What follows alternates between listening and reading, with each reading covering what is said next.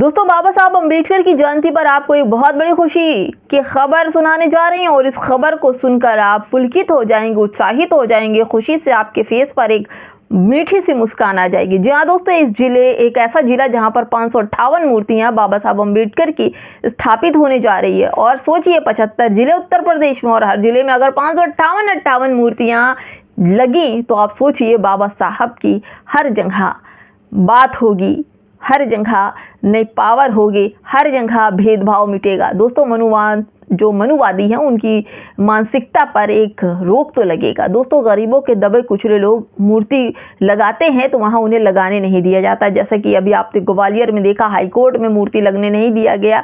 पाखंडियों ने किस तरह से बाबा साहब अम्बेडकर की मूर्ति को क्षतिग्रस्त किया और वहाँ हाईकोर्ट में लगने नहीं दिया।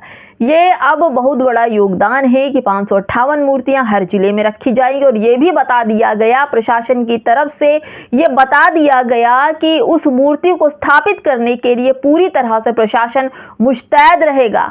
अगर कोई छुटपुट की घटना होती है तो उन सब की खैर नहीं।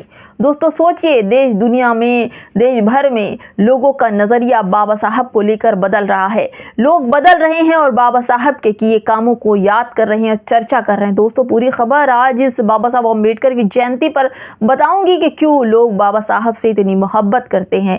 नमस्कार, आप देख रहे हैं बामसेफ न्यूज़ और मैं हूँ आपके साथ शैला। दोस्तों, मुझे बड़ी खुशी होती है जब बाबा साहब अम्बेडकर जयंती में लगने वाले मेले को देखती हूँ। इन मेलों में खिलौने नहीं होते हैं, पकवान नहीं होते हैं, तमाशे नहीं होते हैं, बल्कि तस्वीरें नहीं होती हैं, पोस्टर होते हैं, किताबें बिकती हैं, बाबा साहब के सिद्धांत बिकते हैं। आप अम्बेडकर मेले में जहाँ जाएं वहाँ की किताबों को देखें, पोस्टर कोट्स को देखें, अंबार भरे पड़े होते हैं। मैं सोचती हूँ कि ये कैसे हुआ, वह भी जिसकी जयंती पर जिन्हें अपनी ज़िंदगी में कितनी तकलीफ़ें सहनी पड़ी है। उस जयंती पर आज लाखों का हुजूम खड़ा है, उनके लिए जय जयकार कर रहे हैं। बचपन में उन्हें क्लास में बैठने नहीं दिया गया, पढ़ने नहीं दिया गया। जब आज जगह मिली तो उन्हें पीछे बैठने को दिया गया। उन्हें पानी का घड़ा छूने और पानी पीने से रोका गया। जितना रोकते आए उसके कुटुंब को उन्होंने ज़्यादा से ज़्यादा रोका गया, मगर वह नहीं रुके। भीमराव अंबेडकर सकपाल लड़ते रहे। एक ब्राह्मण शिक्षक उनसे भीमराव को हमेशा सराहा, उनकी प्रतिभा को समझा। उनके कहने पर उपनाम सकपाल हटा, अंबेडकर लगा लिया। इस दुनिया का वह ताकतवर अमिट नाम भीमराव अंबेडकर सामने आया, जो मजबूत, पत्थर से ज़्यादा, लोहे से ज़्यादा, इरादों से ज़्यादा मजबूत, बहुत मजबूत, जिसने पूरी दुनिया को मजबूती दी। फिर उस शख्स ने किताबों से ऐसी दोस्ती की कि भारत का पहला कानून मंत्री बन गए। दोस्तों, मेरी नज़र में अंबेडकर भारत के एक महान दार्शनिक हैं। ऐसे दार्शनिक जिसके होने से मानवता उल्लसित होती है और मानसिक गुलामी जो होती है वो जंजीरें चिटक कर चूर चूर हो जाती है। दोस्तों, उन्होंने वो ताकत शिक्षा की दी लोगों को। अंबेडकर को जिससे रोका गया उसे उन्होंने हासिल करके दिखाया। एक ऐसा इंसान जिसकी सोच सैकड़ों साल आगे की थी।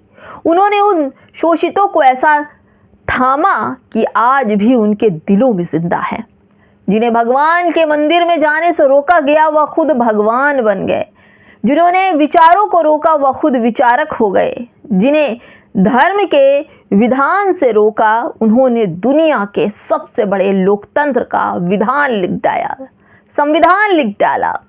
और वो संविधान पूरी दुनिया में मजबूत, लोहे से ज़्यादा मजबूत संविधान लिखा। दोस्तों, ये अमिट झूठने और जीतने वाले महापुरुष थे। जिसे गांधी अपने विरोधियों की मजबूरी थे, वैसे ही अंबेडकर भी अपने विरोधियों की मजबूरी हैं। आज भी मानसिकता वाले, गुंडागर्दी करने वाले लोग बाबा साहब अम्बेडकर से दूरी बनाते हैं, लेकिन उनसे मोहब्बत करने वाले पास उन्हें आप नज़रअंदाज नहीं कर सकते। दोस्तों, उनके पीछे छोड़ना भी चाहिए या फिर कुछ और उनको आगे बढ़ाने की कोशिश करनी चाहिए। जिसे भी अपने देश, धर्म, जाति, संगठन को आगे लाना है उसे अम्बेडकर बनना चाहिए। हर एक व्यक्ति को अम्बेडकर बनना चाहिए, क्योंकि अम्बेडकर जैसा बनने के लिए साथ जन्म का होना ज़रूरी नहीं, शिक्षा का होना ज़रूरी है। महसूस करिए उनके संघर्ष को और अपने संघर्ष का रास्ता बनाइए। अंबेडकर उस रास्ते की मसाल हैं। जिन्होंने अंबेडकर ने दुनिया के सामने एक मिसाल रखी कि भले ही आपको बहुमत की गिनती भर सर ना मिले, भले ही लोकतंत्र में बहुसंख्या आपकी विजय का रोड़ा बने, मगर आपके पास यदि उत्तम सुधारात्मक रचनात्मक सत्य विचार है तो वो अमरता प्राप्त करेगा और देर सबेर हर संख्या आपके सामने झुक ही जाएगी। बाबा साहब ने ये सब कहा था। ये विचार सुनहरे अक्षरों में लिखे जाएंगे।